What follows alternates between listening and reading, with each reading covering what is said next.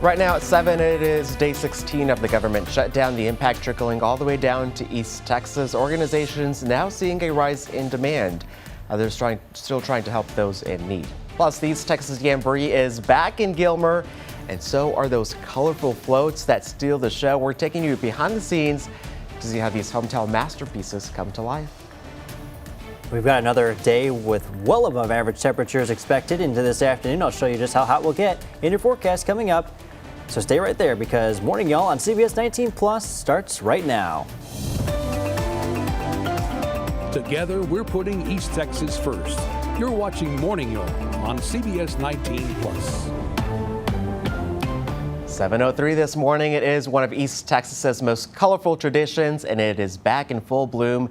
The Texas Rose Festival kicks off in Tyler today with a ribbon cutting and prayer breakfast.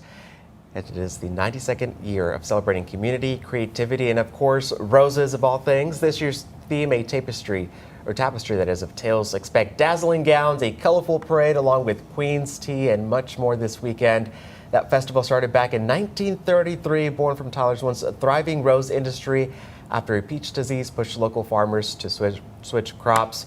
And we'll have much more on that later on in the show and everything you need to know before heading out. But in the meantime, good morning, y'all. Thanks so much for staying with us here on CBS 19 Plus. I'm Jesus Martinez. And I'm meteorologist Joel Robinson.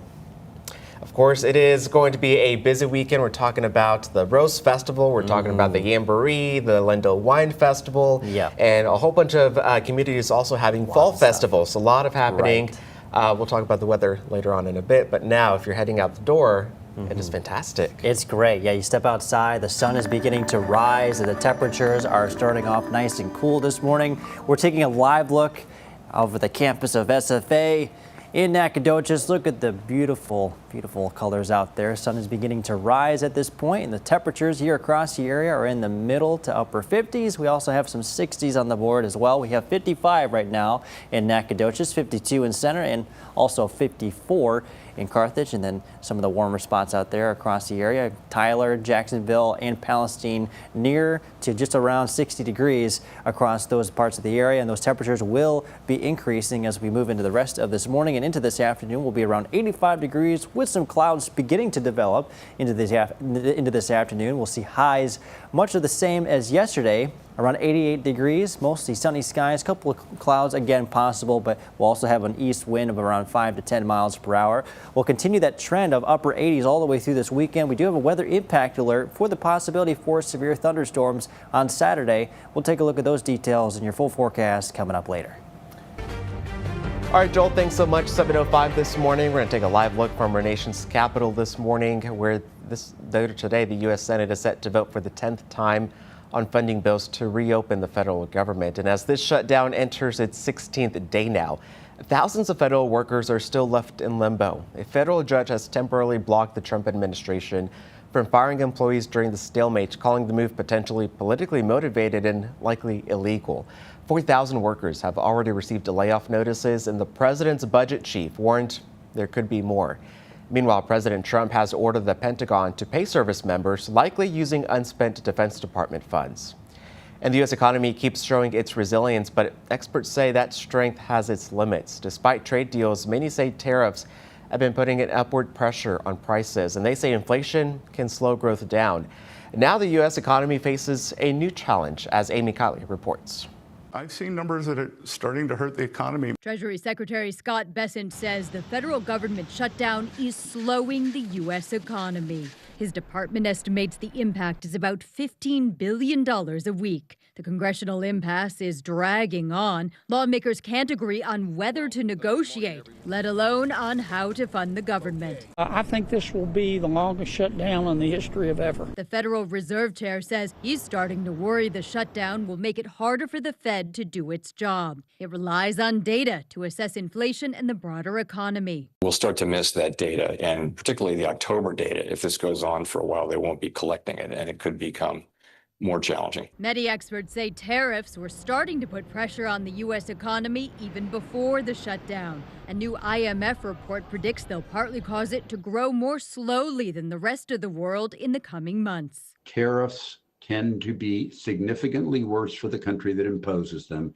than the countries they're imposed upon. The IMF says trade deals are lessening the blow from tariffs.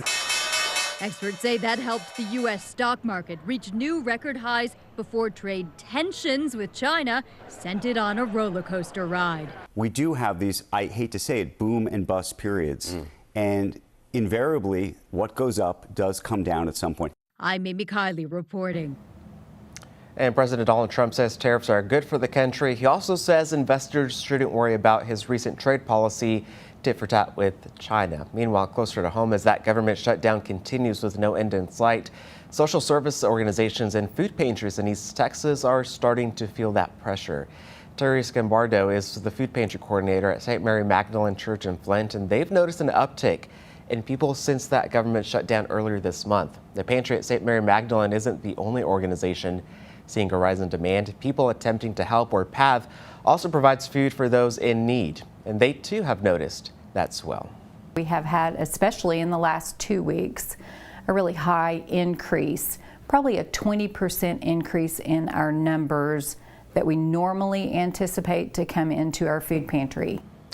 PATH doesn't attribute the increase in people to any particular incident like the shutdown, but both organizations say donations are crucial right now. 7:08 overseas right now. The ceasefire between Israel and Hamas in Gaza is being put to the test this morning. There are fears of it falling through. Hamas says it's returned all the remains of hostages who died in captivity that they could find. So far, 9 out of 8 deceased hostages have been returned. President Trump warned he would consider allowing Israel to resume fighting if Hamas doesn't honor the deal, including disarming.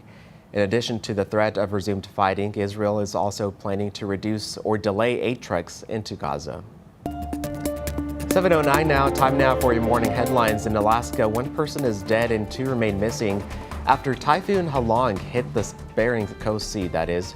This is new video of rescue efforts underway. The storm forced 1,800 people to evacuate in nearly 50 communities, flooding some homes and washing some off their foundations. Joint rescue teams from the U.S. Coast Guard and the Alaska National Guard are offering emergency supplies and personnel. So far, they've saved 51 lives. And this morning, we're learning new details about the death of actress Diane Keaton.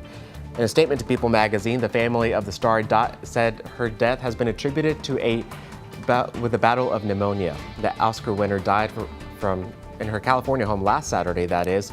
According to an unnamed source, her death declined, quote, very suddenly, and her death was unexpected. Diane Keaton was 79 years old. Stellantis is recalling more than 300,000 Dodge Darts because of a rollaway risk. The National Highway Traffic Safety Administration says this is because the vehicle shifter cables can detach from the transmission while parked. That recall impacts 2013 to 2016 models. Right now, they're working on a fix for affected car owners who will be notified by the company early next month. And check this out, at the Vatican, Pope Leo XIV is getting a rather unique gift. It is a purebred Arabian horse. It's from the owners of a stud farm in Poland, who say the idea came after seeing an old photo of the Pope on horseback during his time in Peru.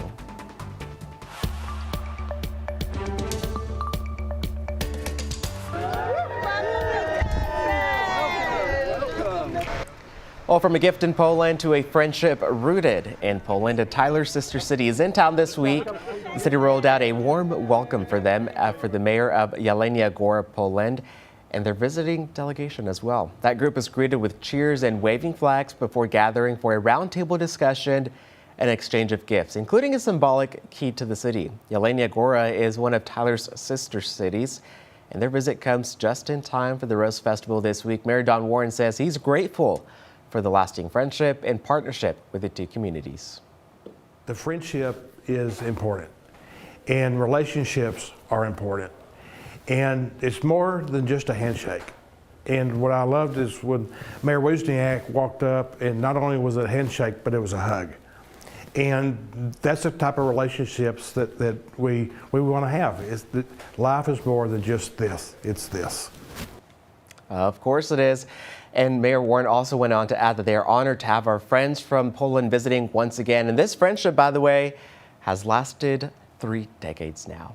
Well, the delegates will also attend an East Texas favorite. It is the Texas Rose Festival. Of course, we've been talking about it all morning long. It kicks off today with a ribbon cutting and rose presentation this morning and runs through Sunday. This year's theme, a tapestry of tales. For a full breakdown of what you can expect this year, those times, and everything you need to know, just text the word ROSE to 903-600-2600. We'll send you a full list of events and times. Again, that is ROSE to 903-600-2600.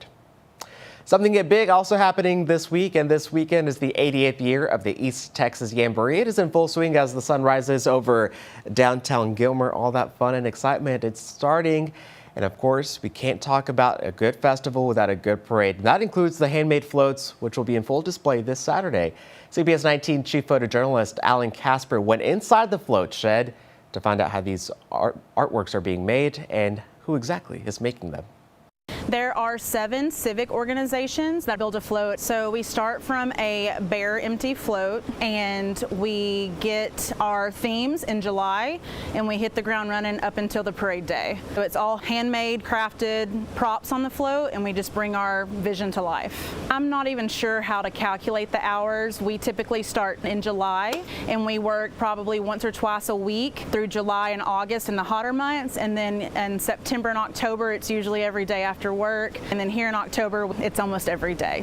It's a community tradition, small town community vibes. It's all volunteer work, and we're all just excited to work together, bring it to life, because the East Texas Jamboree is a huge staple in our community. It's definitely a friendly competition. A lot of the members that are in some groups may be in multiple groups as well.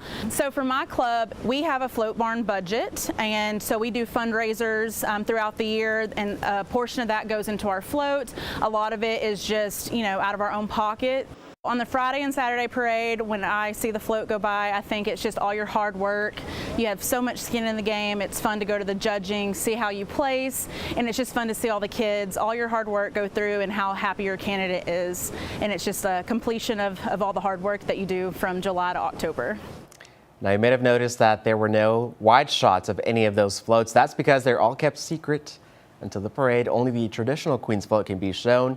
And the Queen's Parade, by the way, is this Saturday, starting at 11. Looking forward to it. All right, 7:14 now. Let's get to our question of the day. Sports brings people together in so many ways. Whether you're on the field or cheering from the stands, everyone has a favorite game. So that brings us to our question of the day. What is your favorite sport to play or watch? Joel? Well, I really like to bowl. Oh. I really like bowling a lot. I really got into bowling back in high school. And it's really fun to play. I haven't played in a little bit, but I would bowl like almost every month.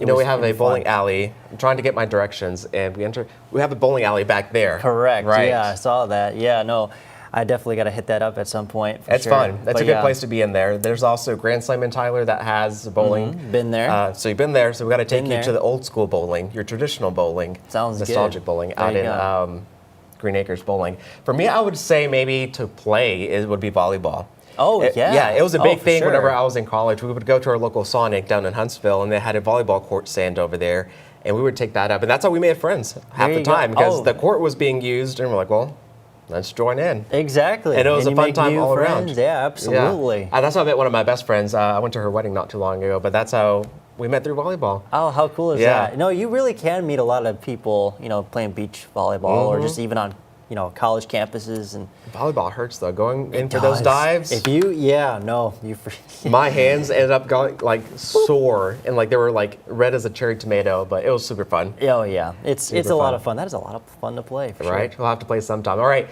nothing to play around with is this traffic. Thankfully, not too bad. Last time we checked in with you, how's it looking now? Yeah, so far I think it's still pretty good as far as the visibility and weather. It's A-okay. Well, it's time to take a look at our CBS19 on-scene unit. We are still driving on South Broadway. Look at those beautiful clouds out in the distance and those colors this morning. Traffic really starting to get a little bit more congested there on South Broadway.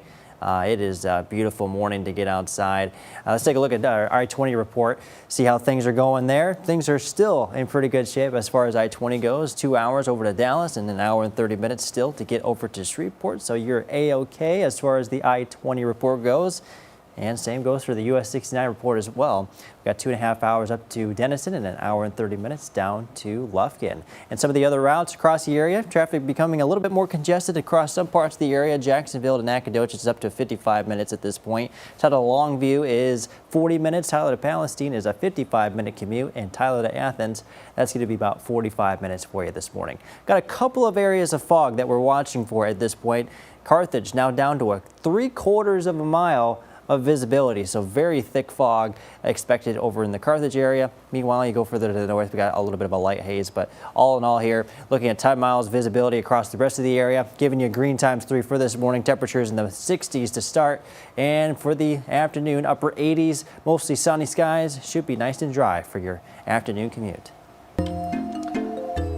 All right, Joel, thanks so much. 7:17 this morning, and that sound can only mean one thing. We're talking all Halloween things this morning. If you're looking for a place that goes all in on Halloween, make a short drive to Denton, Texas. It's just outside of Dallas.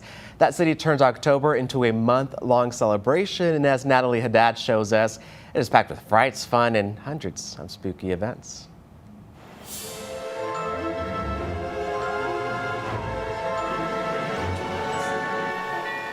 Denton, they celebrate all month long at the 31 days of Halloween, where frights stay strong. There's really a lot of hands-on immersive activities that really touch the spirit of Halloween.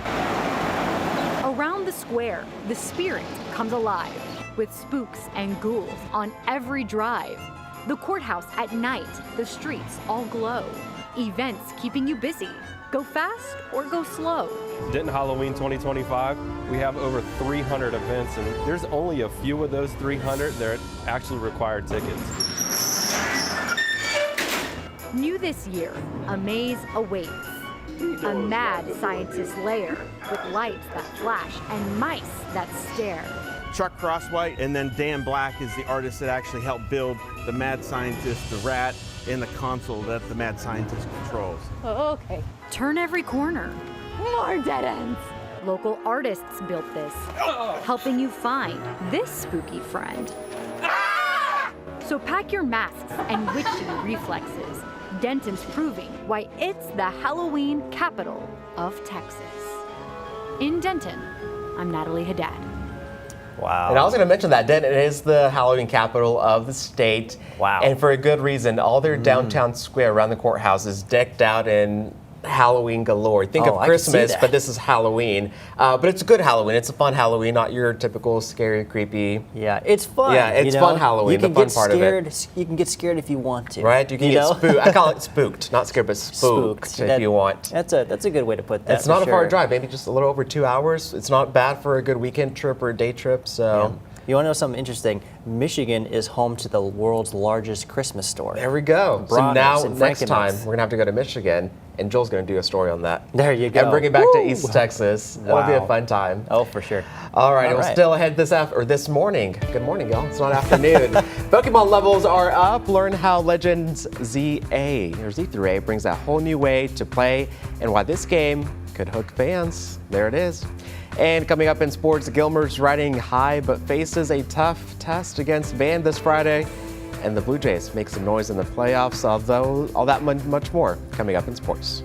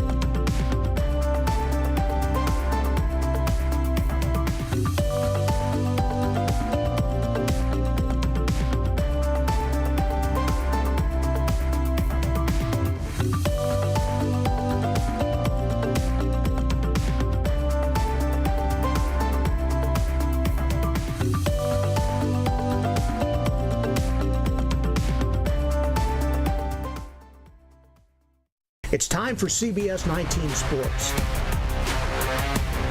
Hello and welcome to sports. I'm Jimmy Searfoss. We're glad you're with us. It feels like the Gilmer Buckeyes have gone through every emotion imaginable these last 8 weeks of the football season after that 1-4 start. They felt hope, pain, anger, confidence, relief. It's been good mental practice for the rest of their district schedule because it ain't getting any easier. But right now, they're carrying some momentum. After knocking off a 4-win Pittsburgh team just last week to improve to 2-4, this week they got a very solid Van team in front of them. Gilmer's expecting big production from their playmakers, including quarterback Zade Taylor. The kid's got a cannon. He racked up 235 yards and 3 touchdowns last week alone, along with his childhood teammate receiver Trace Haynes, who plays both sides of the ball. But Coach Mental says if the Buckeyes want to leave Van with a win, they'll need to limit the Vandals' key offensive threats, win the turnover battle, and dominate the trenches. Big on line. We've seen that before. Lindell got a big on line. It's big dudes in general, but we have the same. Our churches is big too. Our O-line and D-line, we get after every single day. So it's nothing different. So we face it in practice, so we know how to do that. Despite that 2-4 record, Gilmer sits on top of the district as an undefeated team alongside Pleasant Grove and Van. This one could shape who's getting that district championship. And it's not like the Cowboys have been hurting on offense anywhere since CeeDee Lamb got hurt in week 3, but man, it sure is nice having him back. He was reportedly very involved in practice yesterday and is expected to return to the lineup against Washington this week. CeeDee is about to make the NFL's best offense somehow better. In the last 3 games, or in the 3 games he participated in this season, Lamb racked up 222 yards on 16 receptions. The return of wide receiver 1 for the Cowboys is great news for fans because they need as many points as humanly possible. The defense can't hold a glass of water lately, but hey, Cowboys built for shootouts these days. Bring on the Commanders. Little postseason action. We're about to step away for a quick moment while we do our over-the-air broadcast with a quick news update. We'll be right back here on CBS 19+.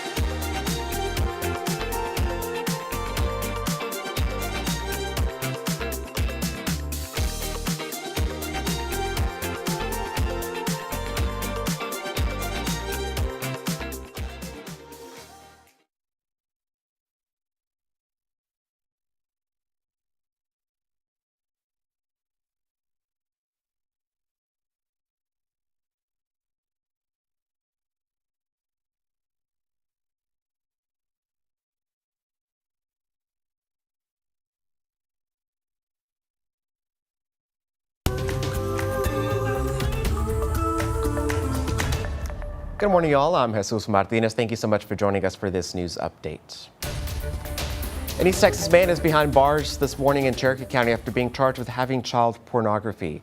Investigators say Jeremiah Maldonado was first flagged by the FBI in early September. The Cherokee County Sheriff's Office launched an investigation and found enough evidence to issue a search warrant for his arrest. Maldonado fled to San Marcos during that time the investigation was happening, but was arrested there on October 4th. He was then taken back to Cherokee County and booked into jail 3 days later. He's now facing charges for having anywhere between 100 and 500 illegal images. To Tyler now, where a teenager has admitted to murder nearly 2 years after a man was found shot and left on Highway 69. Caleb Ward, who was just 16 at the time, pled guilty to killing 20-year-old Nathan Martin. Martin was found laying on the road on February of last year, and investigators found fresh tire tracks at the scene and Martin's wrecked car nearby. Surveillance video captured the sound of gunfire, a scream, and a car speeding away. Another man, Joshua Bryant, was also arrested. He was later sentenced to probation on unrelated charges. Across the state now, the trial for one of the most wanted fugitives in Texas is now underway in Kaufman County. Police say Trevor McEwen killed his neighbor and then cut off his ankle monitor and went on the run. Authorities then found him about a month later hiding on the floorboards of his grandmother's house in Van Zandt County. Jury selection started yesterday and opening arguments are expected to start on Monday. Well, the Texas Rose Festival kicks off today at 10 with a ribbon cutting and a morning prayer service at the Rose Garden Center in Tyler. Everyone is invited to celebrate the beauty and the tradition of the festival and browse the rose display and the art show that starts at 9 and goes all the way until 5. This highlights this year's festivals includes the Rose Parade, the Coronation, the Queen's Tea, of course, and the fan favorite, the art show.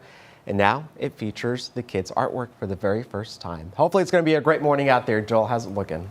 Yeah, it's going to be a great day weather-wise over the next few days. We do have to keep an eye on these burn bans that are in effect for all of Deep East Texas at this point. We also have Upshur County that was just added yesterday as well. These do go until further notice. We are expecting dry conditions to persist over the next couple days. Then the next thing we're watching for is our next storm system coming in the form of a low-pressure area and a cold front closer to the surface. This will bring the chance for strong to severe thunderstorms across parts of East Texas, mainly Longview, Jefferson, Linden, Gilmer, northeastward. That's where that 2 out of 5 risk for severe thunderstorms is. Mainly going to be over Arkansas, but we can't rule out maybe a couple of strong to severe thunderstorms even across some of the green areas here as well. We do have a 1 out of 5 risk for isolated severe thunderstorms in effect for Saturday. That's why we do have a weather impact alert in place for Saturday for the chance for strong to severe thunderstorms with 60-mile-per-hour winds, large hail, and maybe a couple of isolated tornadoes. But those, the first two are the main hazards that we're going to be watching for. Then after that, look forward to temperatures in the low to mid 80s for next week.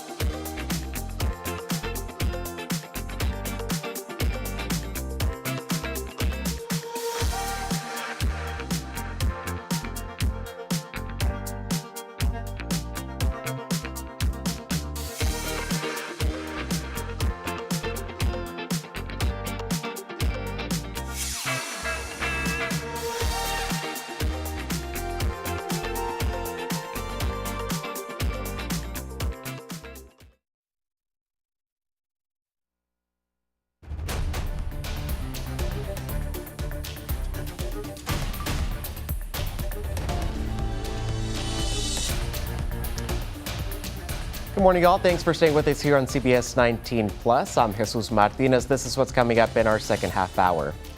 The Supreme Court could soon reshape the Voting Rights Act after hearing a major case over Louisiana's congressional map. What's at stake? Coming up next. And learn how the average car price just hit an all-time high and how more increases may be coming soon.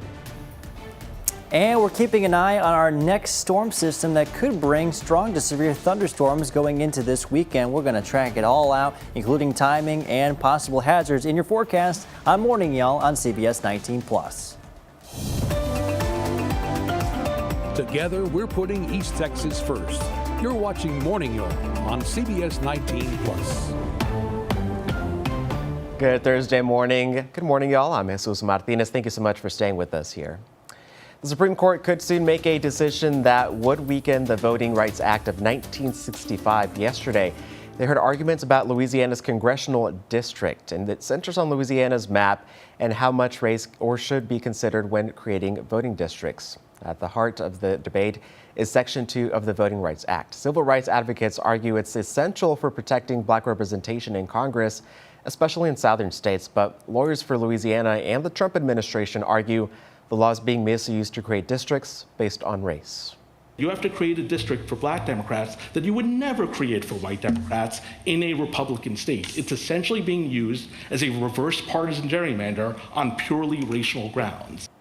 Legal experts say the justices may try to strike a balance, but even a narrow ruling could have sweeping national implications, possibly helping Republicans hold a long-term majority in the House. A decision isn't expected until next spring. Meanwhile, Texas's new congressional map is in the hands of 3 federal judges right now. Civil rights groups are suing, saying the map dilutes the voting power of black and Hispanic Texans by splitting their districts. They're asking the court to issue a temporary injunction preventing Texas from enacting the changes. Arguments in the case wrapped up last week. No word yet on when those judges could make a ruling. 7:33 now, a little closer to home now. It is a sweet celebration in Lindale, one that's been nearly 8 decades in the making. The Lindale Candy Company is marking 79 years of serving sugary favorites and, of course, family traditions along with it. I spoke with one mom who grew up visiting the shop herself, and now she's sharing that same experience with her kids. Now look, it looks like he's making his smooth. It's a sweet celebration in Lindale. Yeah. 79 years of sugar, smiles, and stories at the Lindale Candy Company.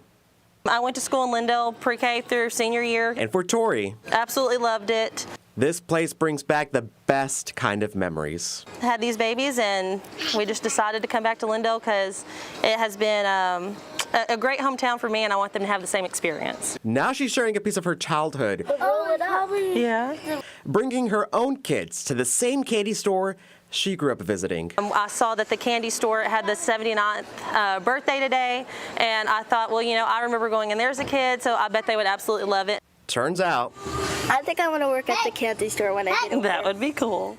She was right. 2 out of 4 kids are saying that they are coming back to work at the candy store, so I think that they absolutely loved it today. Probably my favorite part's been hanging out with my family and looking around. And they're not the only ones with sweet memories here. These 2 sisters who've been visiting since the 90s say the candy store is woven into Lindale's story. We've been coming since the original owners had the store. So we knew the Withrows and shopped here when they were here. That legacy, 79 years strong. Jim Withrow opened the store right here in Lindale, Texas. Now rests in the hands of its new owners, Caitlin and Jeremiah Cagle, who are keeping traditions alive while adding some chocolate to the mix. Peppermint being one of the original recipes along with our brittles and peanut patties. We've taken that menu and certainly expanded the menu from anywhere from 10 to 15 flavors to now we make about 30 different flavors of hard candy. And the mission? I think y'all could do that. Yeah, you could. As sweet as ever.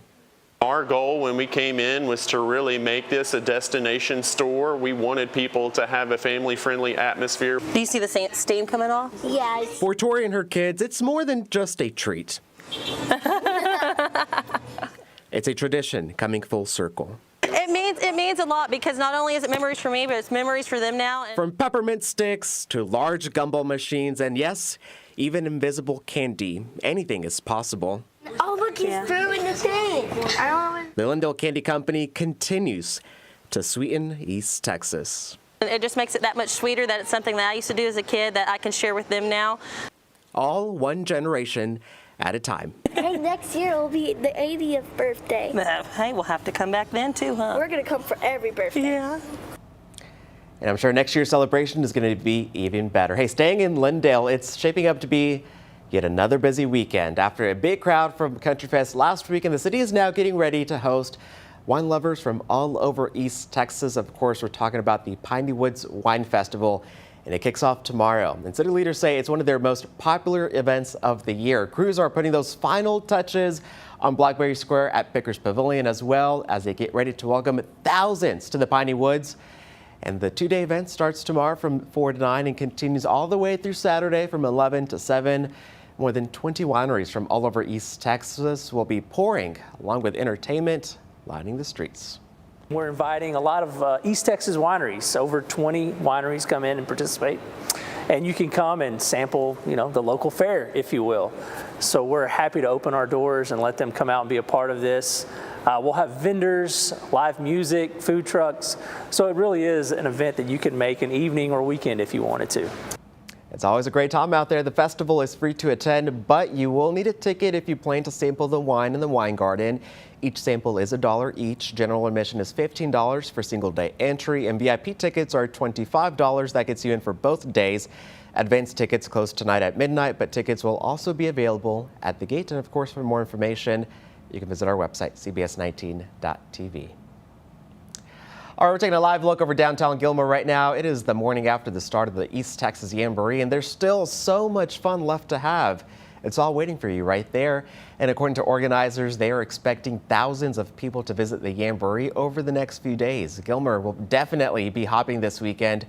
But speaking of hopping, our CBS19's Ayana Aird shows us there's a lot more to the Jamboree than just the big animals. When you think of the Jamboree Livestock Show, you might think of steer, goats, and other farm animals, but they show love to some of our smaller contestants too, rabbits. I'm surrounded by dozens of them for this year's Jamboree Rabbit Show. It's really fun because you get to learn how to raise rabbits, and you get to learn skills that will be valuable in your life as you grow up. The Jamboree Rabbit Show features students from FFA chapters across East Texas. Bobby Ehler has been raising rabbits for 49 years. He says it's more than just a competition. It teaches them responsibility. Students raise their rabbits for about 6 weeks, making sure they're healthy, fed, and show ready. And then you bring them here and hope for the best. Judges evaluate each rabbit based on weight, size, appearance, and overall condition, looking for what's considered the perfect rabbit. Well, it gives the students some, that most of them's got their own little county fairs to go to. This gives them a little bit bigger show. The top rabbits move on to the championship round, where winners earn cash prizes, often put toward college or school expenses, turning these small animals into a big investment in their future. So I think my favorite part is just about just enjoying going up, seeing them. They're really adorable.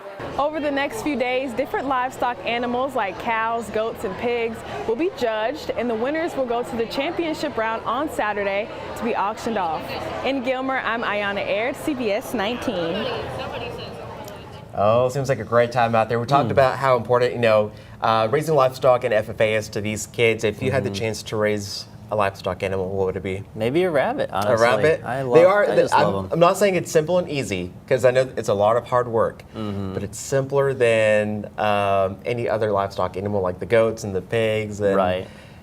It's a lot to take care of out there. Yeah, still some work that you got to put your, back into a little bit, but man, the result is, it's just phenomenal. gorgeous. And they get scholarships out of it. Yeah, it's pretty amazing. All right, let's take a look at some trending stories from today. First off, starting with this one. A sing-along version of K-pop Demon Hunters is heading back to theaters for Halloween. The animated blockbuster returns for a limited run from October 31st to November 2nd. This is Netflix's most watched movie of all time, and now fans can sing along on the big screen.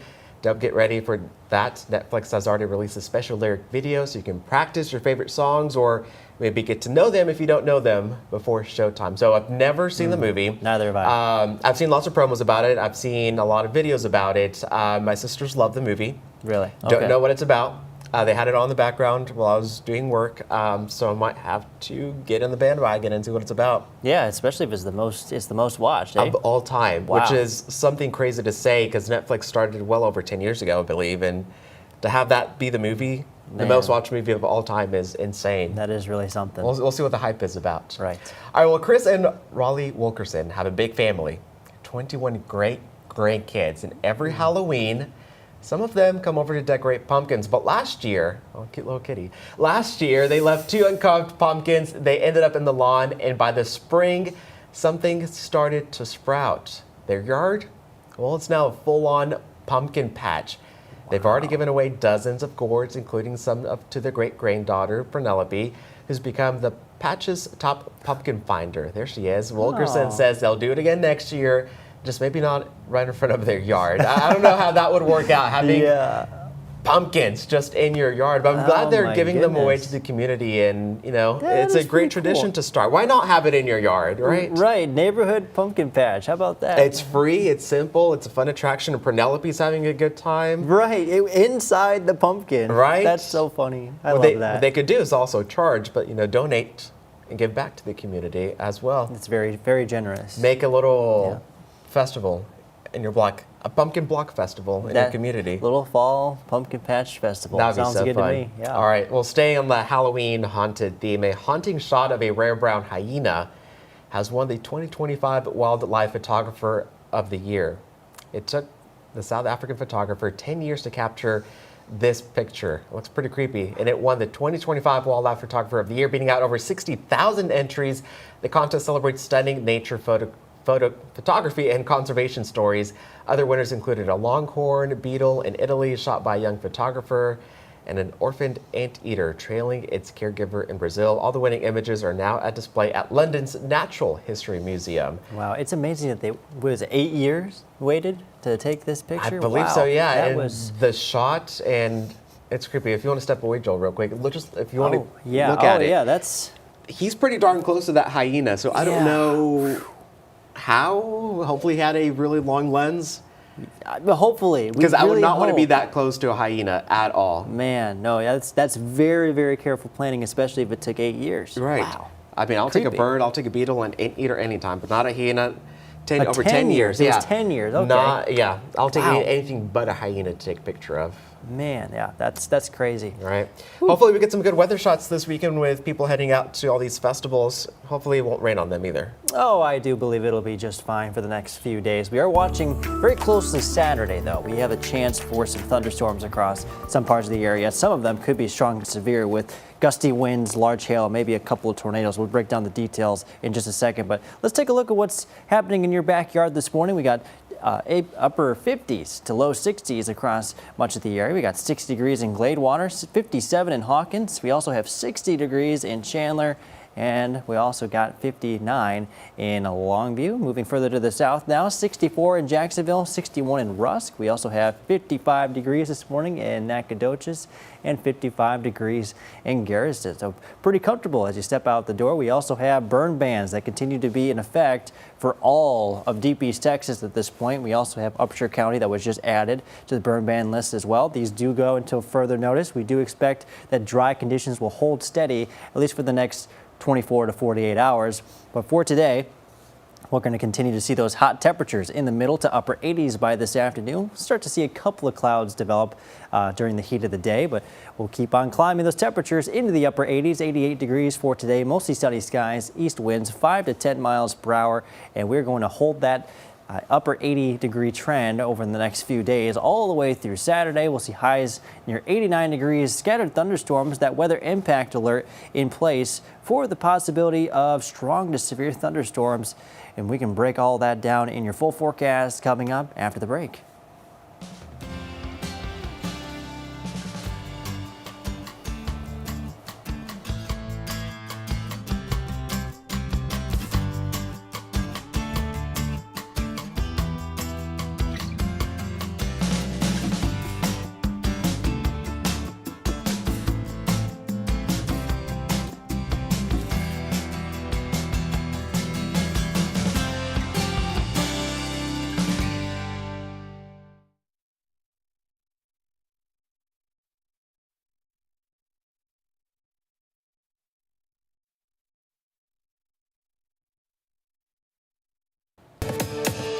It's a packed show this morning, 7:46. It is time for gamers to catch them all. A new Pokemon game is out today. Rick Demigala gives us a preview of what gamers can expect. Pokemon Legends ZA is the latest entry in the globally popular franchise. The gameplay in this adventure is a bit different from previous Poke games. It's introducing a big evolution to the Pokemon series because for the first time, the series is introducing real-time action battles.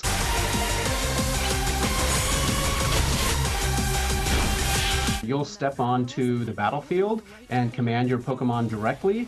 And for the first time, you and your Pokemon are able to move around in real time. So you're going to want to strategically time your attacks and work with your kind of the abilities of your Pokemon while also dodging and staying clear of incoming attacks from your opponents. This game is somewhat unique in the sense that there's a lot there for people that have not played a Pokemon game in a while, but with the new action battle system, there's a lot there for people that maybe have never played a Pokemon game before. Pokemon Legends ZA is out now for Nintendo Switch and Switch 2 consoles. Leveling up in Hollywood, I'm Rick Damagella. We'll have to give it a look. Well, Kaylee Blue Book now says for the first time the average price for a new car has passed $50,000. The pricing guide company reports that buyers paid about $50,080 in September. Kelley Blue Books also said the rising auto tariffs, luxury cars, and pricier electric vehicles are driving the increase. Industry experts say another big jump could come with the 2026 models. All right, 7:48 now. Let's get another check on that forecast with Joel.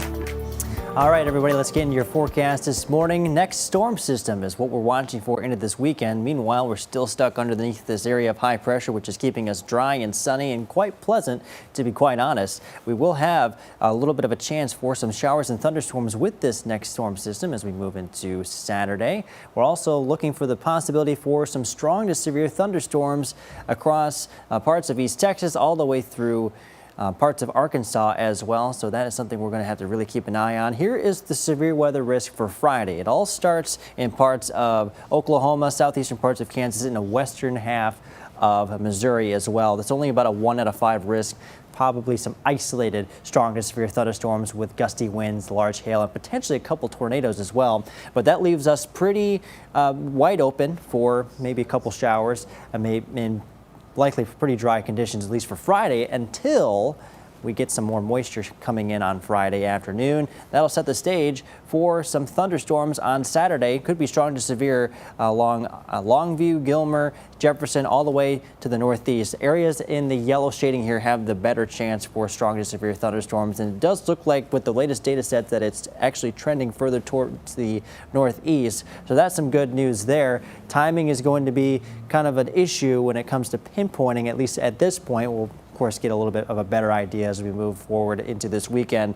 But if it comes in a little bit later in the day when we lose a lot of heating from the day, we likely will maybe get a couple of showers and thunderstorms and barely anything at all. But as of the latest data sets, mainly going to be off to the north and east where the strongest severe thunderstorms are going to be. Likely going to be getting maybe about a 1/4 of an inch, 1/2 inch, but the higher amounts you can see in those blue areas are further to the northeast. We'll of course keep an eye on that. We still have a weather impact alert in place for that possibility for severe thunderstorms, so we will keep you updated on that. After that, though, enjoy temperatures in the low to mid 80s, potentially down to the upper 70s as a second cold front comes in on Wednesday. All right, Joel, thanks so much. Let's get back to our question of the day. Sports brings people together in so many ways. So whether you're on the field or cheering from the stands, everyone has that one favorite game. So this brings us to our question of the day. What is your favorite sport to watch or even play? We talked about bowling earlier and volleyball. And basketball's pretty exciting too. There's always something moving. You know, I think that's really cool. I always liked, growing up, baseball was my sport. America's sport. I loved baseball. I still do. But I really picked up bowling in high school, and I really enjoy that a lot. Would you consider mini golf a sport? Sure. Miniature golf? Sure. I like miniature golf. It's golf. It has golf in the name, right? Right, so it must be a sport. I need to get better at mini golf. I'm not the best. So. Yeah. Maybe we can practice on the new Hopefully. Hopefully we'll see. All right. Well, I don't think we have any guests on our Facebook page. Let me check real quick. If y'all haven't responded, please do. Yeah. But in the meantime, nope, not yet. But yeah, keep on guessing. We'll see if we have any new guests later on the show. But we'll be right back here on CBS 19 Plus. We're going to do a quick over-the-air news update, and we'll be right back.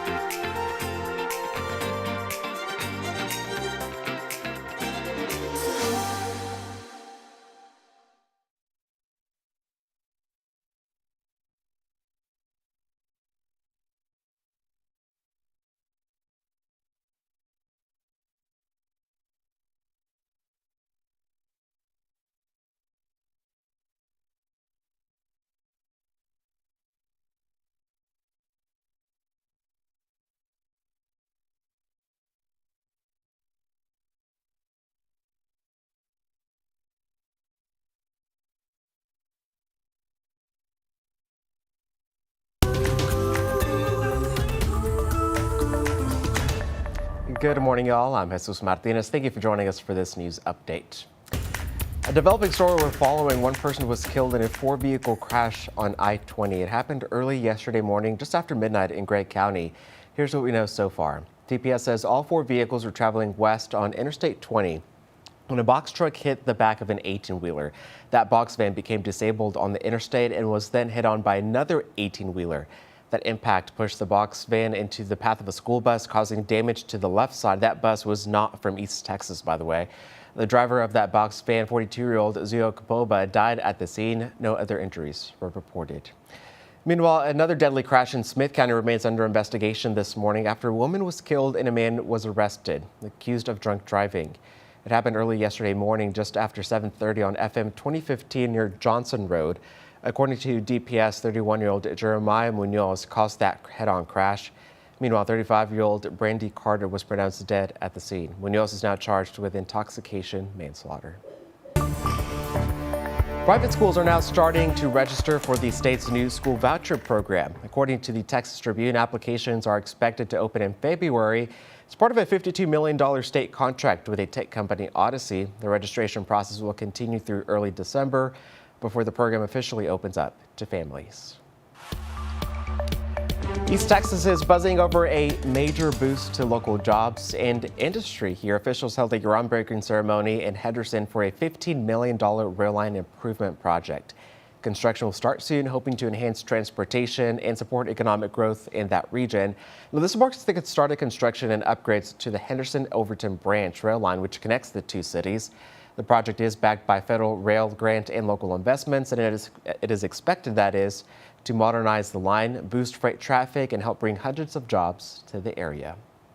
And happening today, of course, the Texas Rose Festival kicks off at 10 with a ribbon-cutting ceremony and morning prayer service at the Rose Garden in Tyler. Everyone is invited out to celebrate the beauty and the traditions of the festival and browse the Rose displays and the art show from 9 to 5. This show highlights this year's events, that is, includes the Rose Parade, the Coronation, the Queen's Tea, and the fan favorite, the art show, which now features kids' artwork. All right, let's get checking that forecast now with Joel. Good morning. Good morning. Yeah, the only thing we're going to have to really watch for, the weather's going to be great, but the only thing we're going to be watching for are these burn bans that are still in effect across all of East Texas at this point. Until further notice, we still have that risk for fire danger because of how dry it's been. There will be a little bit of a change in the weather, especially going into this weekend. We got this area of high pressure that will be moving away, and then low pressure with a trough moves in. This will bring in the chance for some showers and thunderstorms that could be strong to severe in some parts of the area. Currently, we have a 1 out of 5 risk and a 2 out of 5 risk for severe thunderstorms with large hail, damaging winds, and perhaps a couple tornadoes. We have a weather impact alert in place for that. We'll keep you updated as we go into the rest of the week.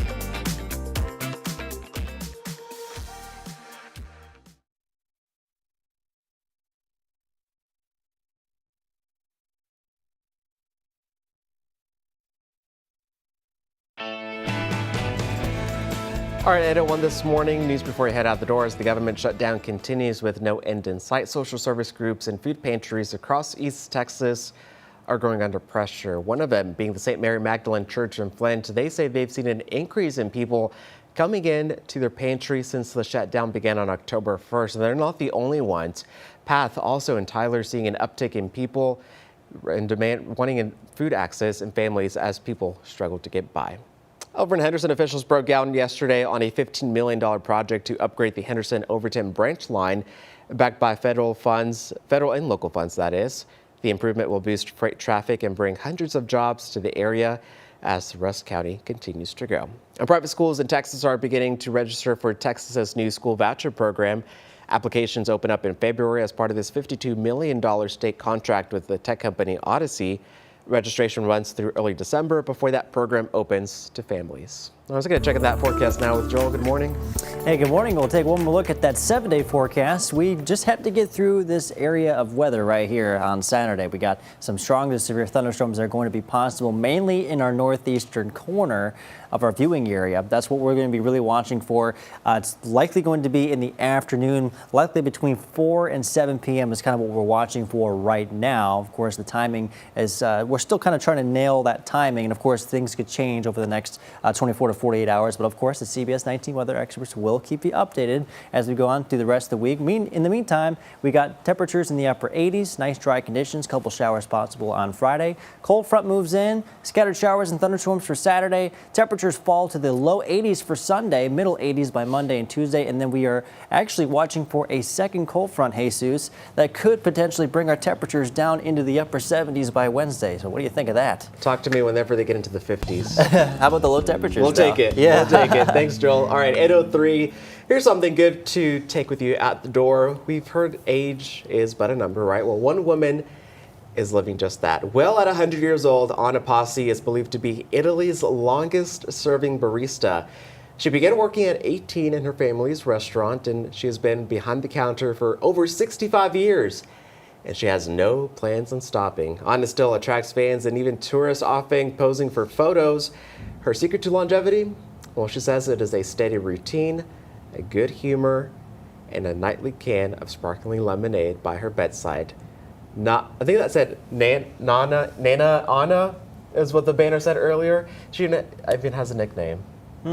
So lemonade, good humor, and just be happy. And just be happy. And what is it? Sparkling lemonade? Sparkling lemonade. There you go. And maybe a good cup of coffee too. There you go. Hey, you know what? Happiness, I mean, it goes a long way. It really goes a long way and just really lifts your spirit for sure. Now I want some coffee. We'll have to get some. I've had tea all morning. Yeah. I need to wake up. I think it's coffee's turn. Time. All right, and it is our time to end the show here today.